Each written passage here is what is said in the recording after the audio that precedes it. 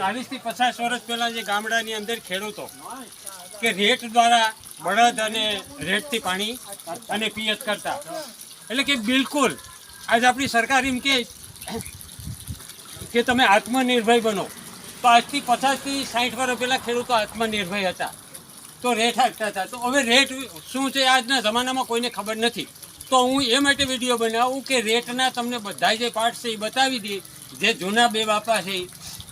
તો સરપંચ આ જે ઉપરનું ફરે એને શું કહેવાય? આને આ દંડકમાં ત્યાં કહેવાય આને? આને માસી કહેવાય. માસી કહેવાય. આને દાયડું કહેવાય. આની ઉપર હોય એને દંડિક કહેવાય. દંડક માનવાને નહીં, દંડિક નથી. અહીંયા 4 2 ભેલા ને 4 દાંડવા હોય. અહીં પણ 2 ભેલા ને 4 દાંડવા હોય. આને એટલે ચોક સાકી કહેવાય. આને ત્રાંક કહેવાય. હા, એને ડમાટ કહેવાય. ડમાટ કહેવાય. આને દાયડું કહેવાય. દાયડું કહેવાય. આને ઘડ્યું કહેવાય. આને માર કહેવાય. આને માર કહેવાય. આમાં ઉરમાળા આવે. આને આમ ઘડ્યું કહેવાય. ઘડ્યું બાંધતા વેળાએથી. આને પાડેસો કહેવાય. તો ખૂબ ખૂબ આભાર